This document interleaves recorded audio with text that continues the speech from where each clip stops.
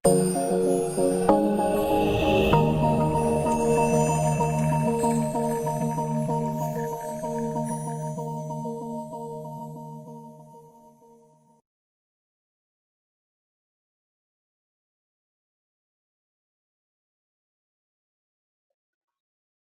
warahmatullahi wabarakatuh. Selamat datang di kuliah Kalkulus 1. Kalkulus 1 bobotnya 3 SKS ya. Berikut ini adalah rencana pembelajaran kita. Perkenalkan, nama saya Max Rizal. Saya ada di LPPM ya. Jadi nanti kalau kuliahnya sudah offline, sudah tatap muka, mudah-mudahan pandemi ini segera berakhir, kalian bisa menemui saya di LPPM jika ada yang ingin didiskusikan. Nah, untuk sementara kuliah kita menggunakan media YouTube ya. Nanti mudah-mudahan kalau kuota gratisnya sudah ada dari pemerintah, kita akan ambil kelas Zoom.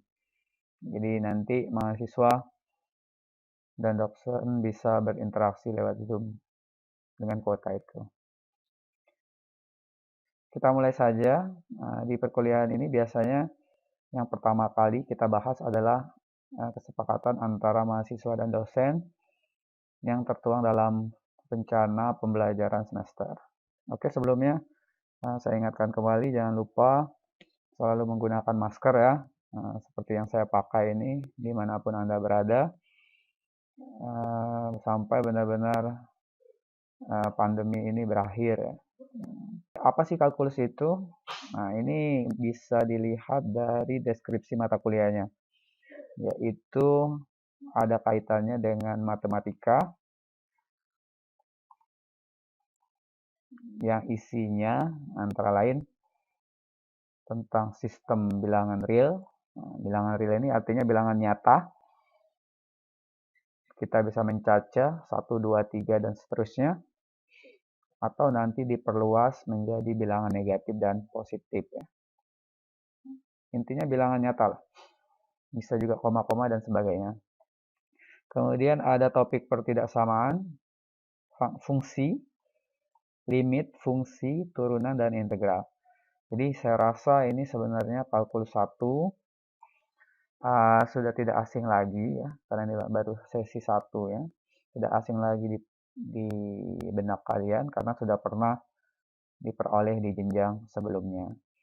Jadi kalau kita hubungkan dengan jenjang sebelumnya, mata kuliah di semester 1 biasanya itu fungsinya sebagai jembatan, menjembatani pengetahuan yang lampau yang lalu untuk mendapatkan pengetahuan di bidang komputasi IT. Nah, ini sumber utama kita itu ada Parsel ya. Jadi Parsel ini bisa kalian ambil yang berbahasa Indonesia, boleh dibeli bukunya, atau boleh dipinjam di perpus, atau boleh dipinjam di kakak kelasnya gitu ya. Yang kedua itu saya terjemahkan menjadi modul kuliah ya. Jadi ini akan saya kasih di link modul. Nanti bisa diakses di mahasiswa.atmaluhur.id ya. Dengan akun kalian masing-masing kalian bisa ambil. Nah, sumber utama tadi sebenarnya bisa juga diambil di Google. Ini di-download gratis. Kurang lebih 200 mega ini karena hasil scanan cukup besar.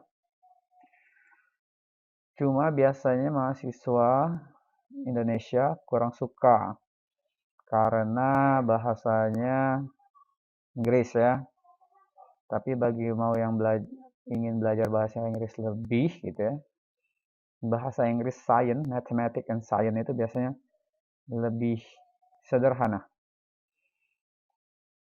Karena kalau kita tidak tahu bahasa Inggrisnya ya kita lihat saja rumus matematiknya. Pasti dia minta calculation ya, menghitung, menjabarkan, intinya temukan gitu ya hasil dari itu. Nah, ini topik-topiknya. Jadi ini saya referensikan boleh dipakai juga, karena nanti ada juga solusinya gitu. Jadi setiap soal itu yang bernomor ganjil atau genap ya, itu akan diberikan solusi dan caranya. Jadi kalian tidak perlu lagi belajar dengan energi yang cukup keras, karena ya nanti jawabannya dan caranya bisa dilihat di sini. Oke, kembali lagi ke RPS yang tadi.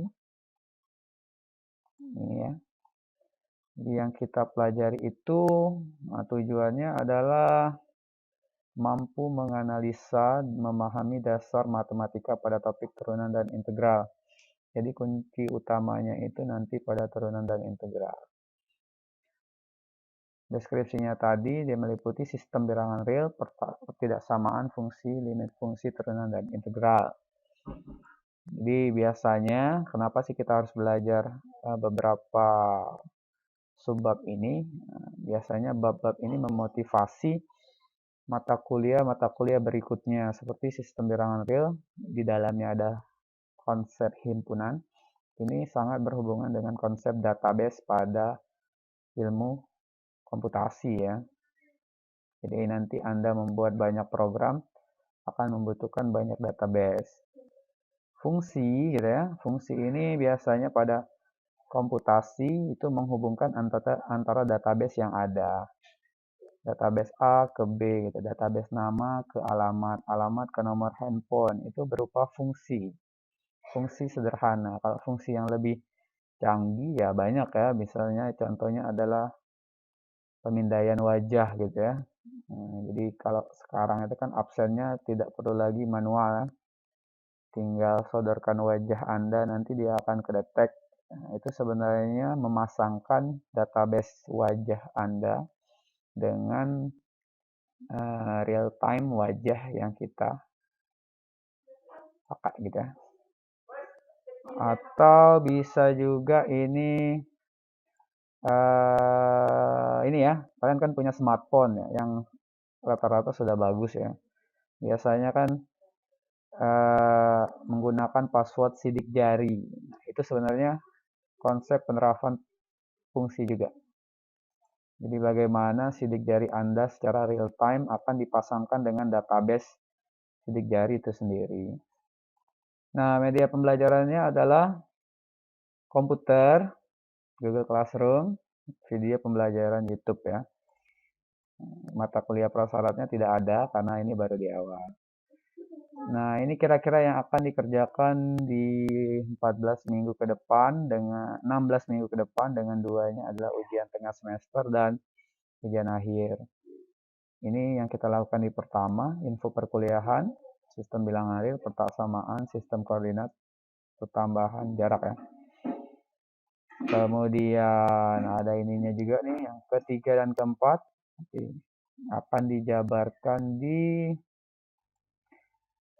ini nih pertemuan ya. Nanti saya perbaiki juga nih biar lebih pas. Ini berupa slide ya. Oke, nanti ini akan saya upload juga di Classroom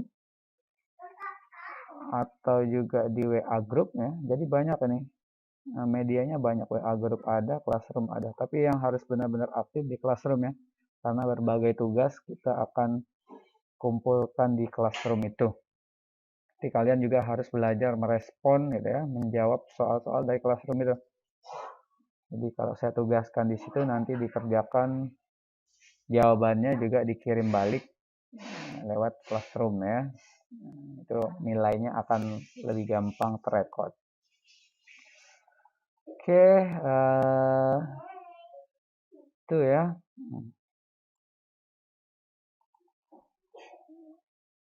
Ini RPS kita. Untuk masalah penilaiannya seperti biasa, 10, 20, 30, 40 ya. 10 kehadiran, 20 tugas, 30 itu UTS, 40 UAS. Nah, ini nanti dibaca lagi ya. Kalau ada yang mau ditanyakan, kita bisa diskusi di Google Classroom atau di WA Group. Oke, nah ini tentang RPS kita yang akan kita laksanakan. Nah, di pertemuan yang pertama ini kita akan bahas tentang ini sistem bilangan real ya. Sistem bilangan real. Jadi di bagian awal kita akan coba. Nah, saya ambil topik yang bahasanya bagusnya sedikit ya.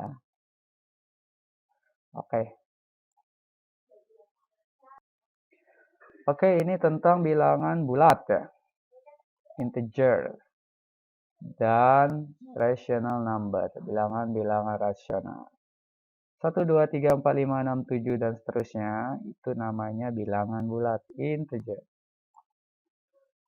Jadi, pertama kali manusia menghitung, mencacah, 1, 2, 3, gitu, itu namanya bilangan bulat.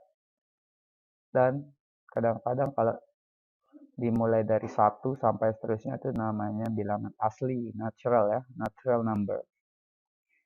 Kalau dia tambahkan dari negatifnya, jadi seiring berkembangnya pengetahuan manusia, ada suhu negatif gitu ya, ada juga nanti ketinggiannya negatif di bawah permukaan laut gitu ya, negatif ya, maka dinamakanlah juga dengan integer, bilangan bulat. Yang penting dia bulat-bulat. Kemudian pembagian dua bilangan bulat, ini namanya rasional. Muncul bilangan seperti ini karena kebutuhan. Jadi kebutuhan pengukuran, kebutuhan hidup manusia ya. Jadi kalau nanti Anda beli sesuatu tidak mungkin yang selalu bulat.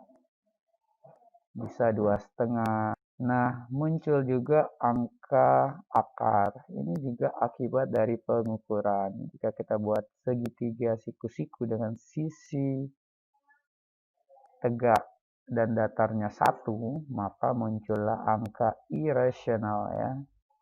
When we measure length, width, or voltage gitu ya, integer are inadequate, tidak akan memungkinkan lagi, karena kalau kita mengukur tinggi, tidak mungkin tinggi Anda selalu 2 meter atau 1 meter, pasti ada 1, sekian.